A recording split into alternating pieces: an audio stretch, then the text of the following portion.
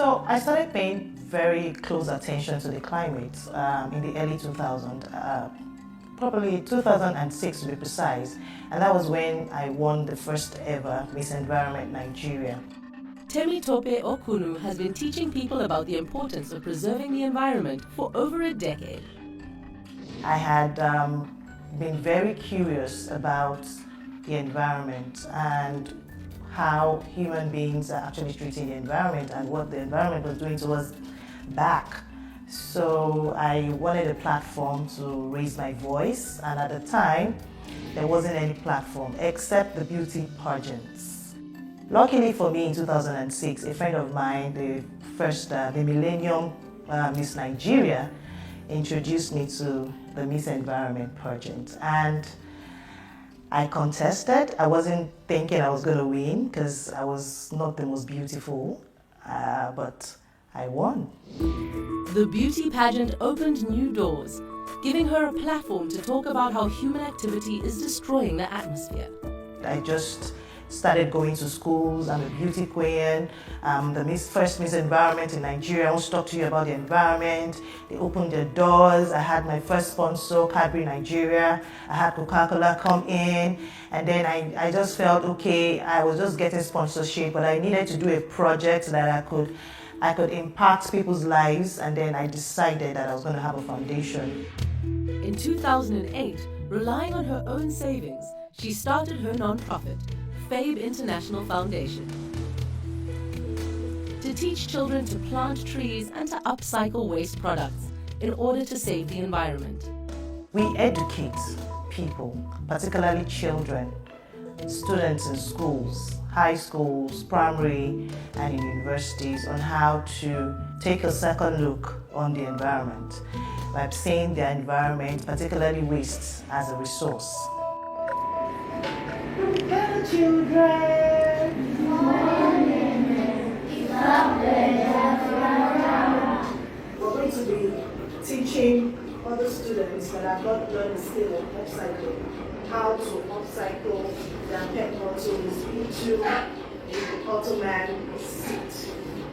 As opposed to recycling, which involves processing waste into materials to make something new, upcycling takes waste in its current state and creates something new from it.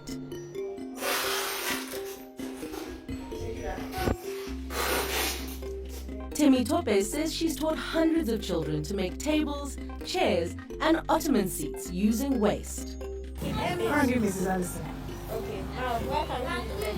Go and give it to show your parents as you're going that is what you made. But it's not just about kids. The former beauty queen also takes her activism to the streets.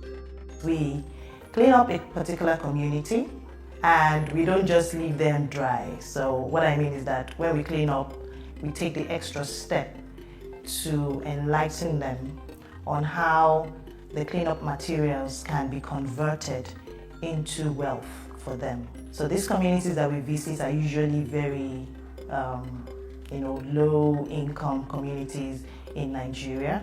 We visit the community, particularly those that are closer to the coastal region, to the lagoons and the ocean. And the reason is we find out that many of the waste that we generate on land actually ends up in the ocean. And many people who live around the ocean do not have the capacity to help themselves when it comes to pollution and the impact of climate change on their health and on the environment. The goal is to help low-income communities make money by teaching them to turn tires to chairs and food waste to compost that can be sold. The biggest challenge for any NGO, as well as FABE International Foundation, is funding. Funding is a major, major challenge. We never got funding until 2020. That's terrible year. That was the best year for us at FABE because it was the first year we got our grants from the ACTS Foundation, the Aspire Coronation Trust Foundation. They found it worthy that FABE would get that grant from them. And we scaled up. Tena, would you like to tell us what you have here? For more than 10 years, she's remained motivated by the same dream of teaching people to care about the environment. What I love most about my job is the fact that it keeps me thinking. I'm always thinking about what's the next solution. And I love it when I come up with unique solutions, to the problems caused by the impacts of climate change. So that's the most interesting part of what I do. And as a result of her work, many young climate action enthusiasts look to Temitope as a mentor. And one of them was Rhoda Olaoye. Sustainable farmer Rhoda Olaoye met Temitope at a sustainability conference in 2017. Now FABE International Foundation's project lead, Rhoda credits Temitope for tutoring her on the different ways to promote environmental awareness in Nigeria. My meeting with her has been a very inspiring one because she has really embedded a lot of knowledge in me, from upcycling to recycling to composting to gardening to tree planting, advocacy in particular.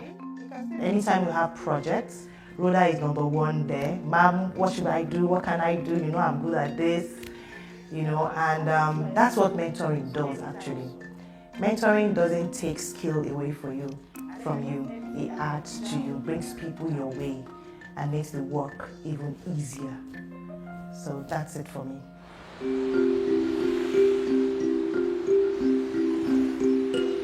When she needs a break, she turns to two of her hobbies. The beach is my favorite place in the world. The most natural place where I relax. Apart from my garden, which I created for myself and my family.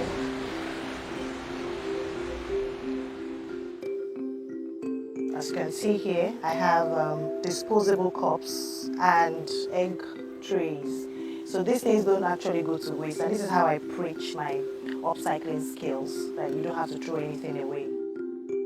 Even as she soaks in these moments of escape, these peaceful surroundings serve as a reminder that there's always room to do more.